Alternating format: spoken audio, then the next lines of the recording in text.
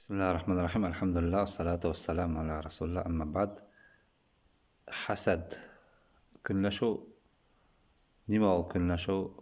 Дин күҙлегенән. Көнләшү ул йөрәккә бәйле гамәлләрҙең береһе.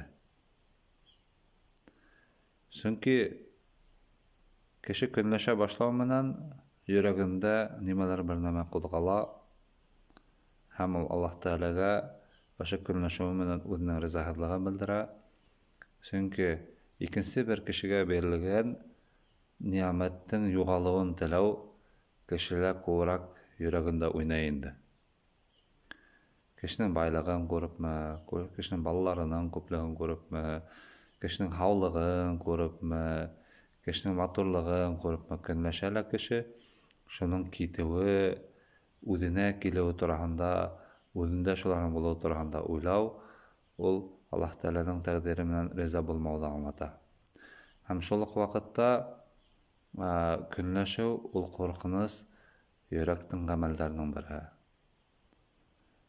Сөнки Аллаһ Тәғәлә белә кемгә бирергә нимәне һәм кемдән нимәне алырға икән. Көнләшеү ислам динендә рөхсәт ителгән ике ғәмәлдән генә.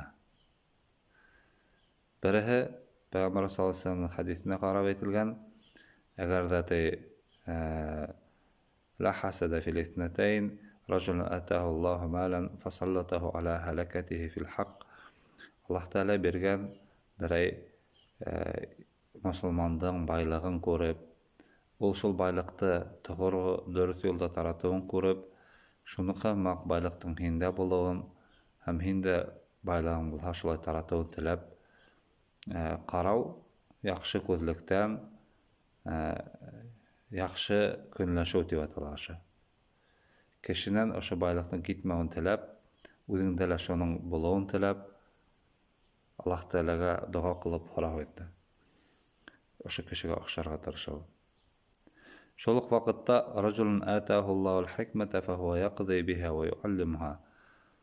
Аллаһ Тәғәлә берәй мосолман ҡәрҙәшкә биргән ғилем, хикмәт менән йәшәүен күреп, шуның менән эш итеүен күреп, шуның менән кешеләргә өйрәтеүен күреп, шул кеше һымаҡ булырға теләү.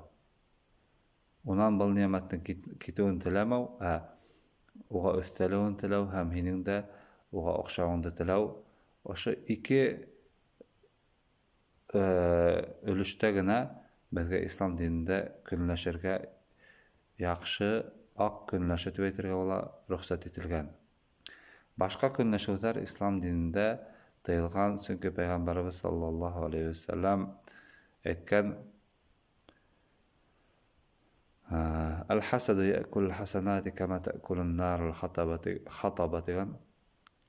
Хасад, көнләшеү изгелектәрҙе ашай тигән.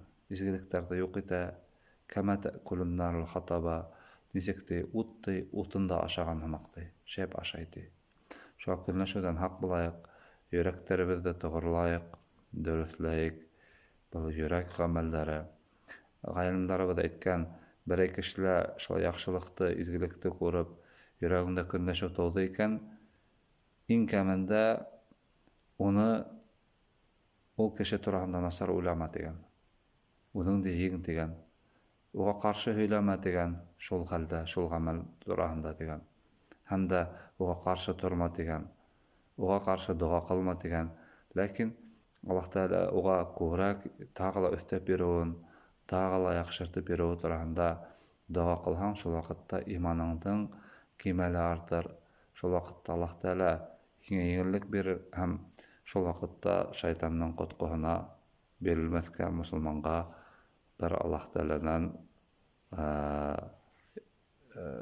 һыйыныу һәм яҡланыу булыр.